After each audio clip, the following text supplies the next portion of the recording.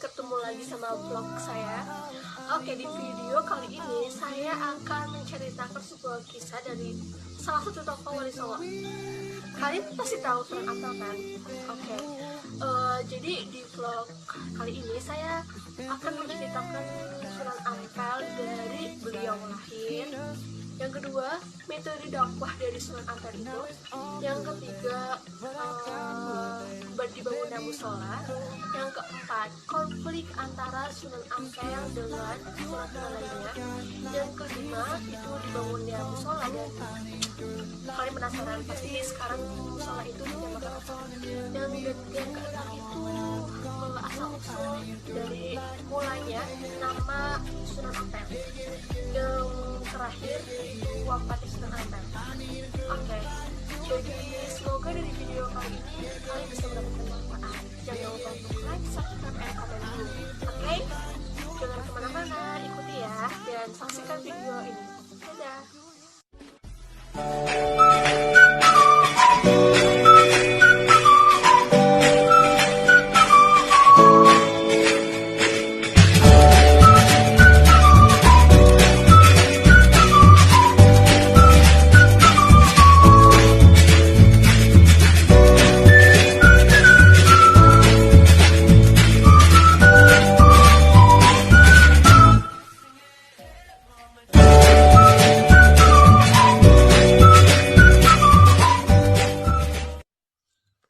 Islam merupakan agama yang mayoritas di pelosok Indonesia, terutama masyarakat Jawa Timur.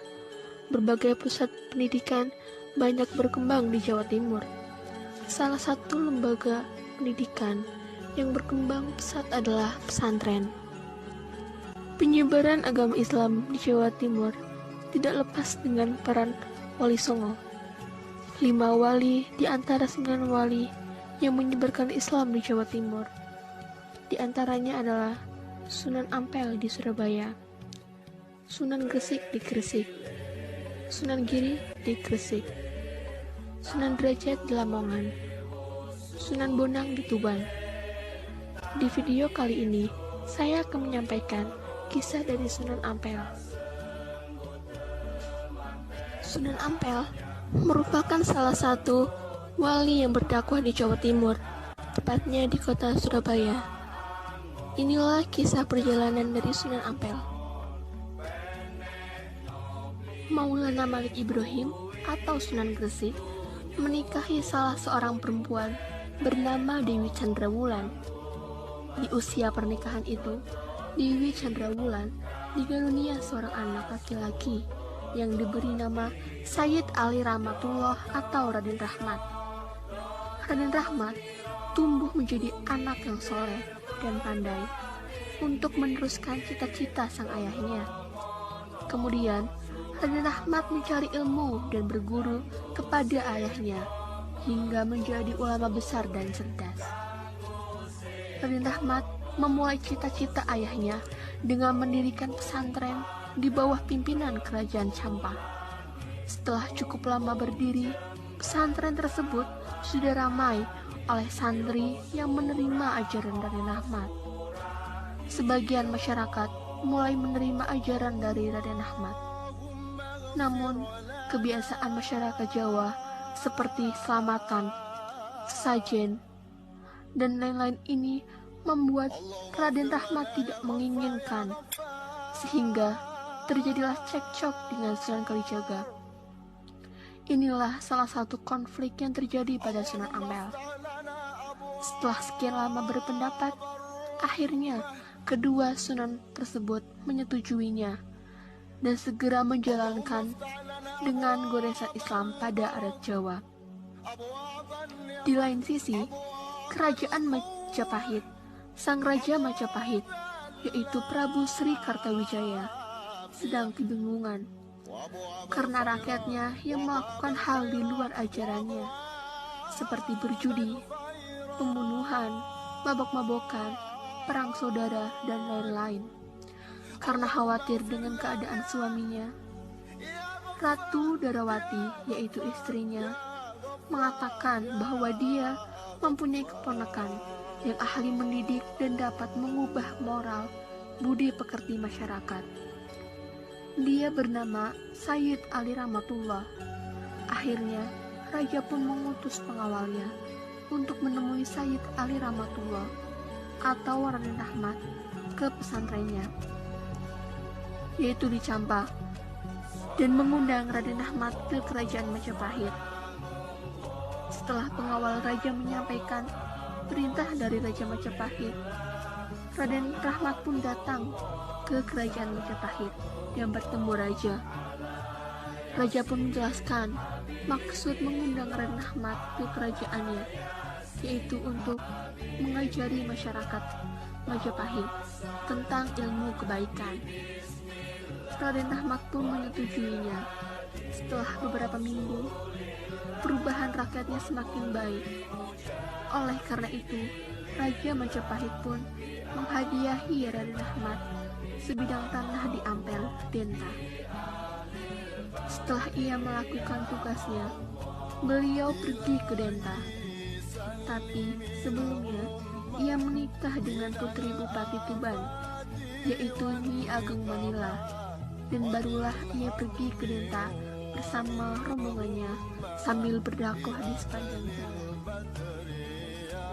Sayyid Ali Rahmatullah atau Muhammad Ali Rahmatullah mempunyai dua istri, yaitu yang pertama Dewi Chandrawati binti Arya Teja atau Nyai Ageng Manila, mempunyai putra dan putri. Yang pertama yaitu Maulana Mahdum Ibrahim atau Sunan Bonang, Raden Qasim Sunan Derajat, Siti Syariah, Siti Mutmainah, Siti Hafsah. Pernikahan yang kedua dengan Dewi Karomah binti Ki Kembang Kuning, mempunyai putra dan putri. Yang pertama adalah Dewi Murtasyah, istri dari Sunan Giri, Dewi Murtasimah, istri Raden Fatah, Raden Husanuddin Sunan Lamongan, Raden Zainal Abidin Sunan Demak, Pangeran Tumapel, Raden Fakih Sunan Ampel II. Di tengah perjalanan, Raden Rahmat bertemu dengan sekumpulan warga. Beliau bertanya, apakah ini benar jalan menuju Denta? Warga pun menjawab, iya benar. Warga pun berbalik bertanya, Anda siapa? Apa pakaian yang Anda pakai?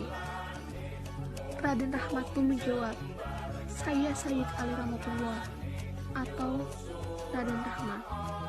Raden Rahmat pun sekaligus menjelaskan pakaiannya dan menjelaskan ajaran yang mulia, yaitu Islam, kepada warga tersebut.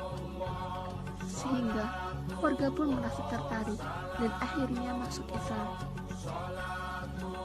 Setelah mengucapkan 2 kalimat syahadat, Raden Rahmat pun memberikan kipas yang terbuat dari anyaman rotan. Raden Rahmat pun meneruskan perjalanannya dengan melewati desa Kriang, Wonokromo, dan Kembang Kuning sambil berdakwah dengan cara memberikan kipas kepada orang yang mengucap 2 kalimat syahadat, sehingga mereka pun masuk Islam. Dengan cara tersebut, banyak orang yang berdatangan kepada Raden Rahmat, dan pada saat itulah beliau memperkenalkan keindahan agama Islam yang sesuai dengan tingkat pemahaman mereka. Cara tersebut terus ia lakukan hingga memasuki wilayah desa Kembang Kuning. Dan pada saat itu, desa tersebut masih merupakan kawasan hutan dan rawa-rawa. Beserta dengan adanya karomah, Raden Rahmat dengan rombongannya membuka hutan tersebut dan mendirikan sebuah masjid sebagai tempat sembahyang sederhana. Sekarang, masjid ini sudah direnovasi menjadi masjid yang cukup besar dan bagus. Masjid tersebut diberi nama Masjid Rahmat Kembang Kuning.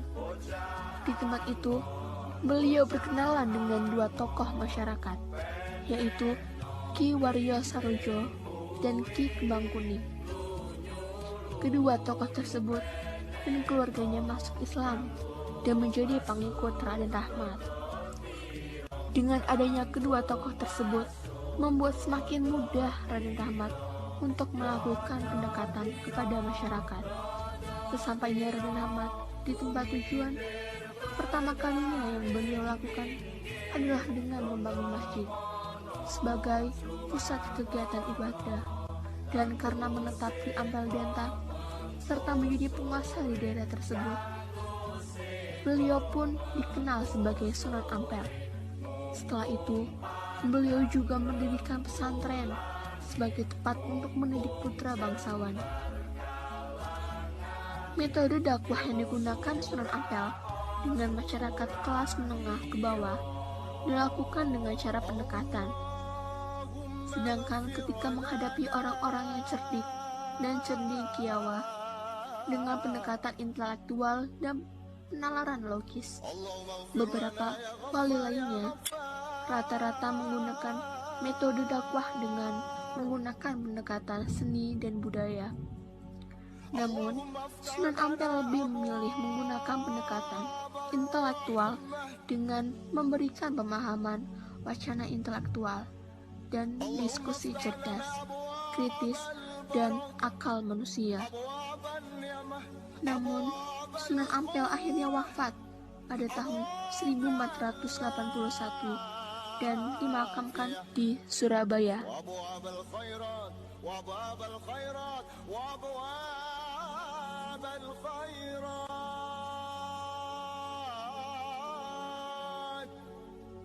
Allahumma ighfir lana ya Ghaffar ya Ghaffar ya Ghaffar ya Ghaffar.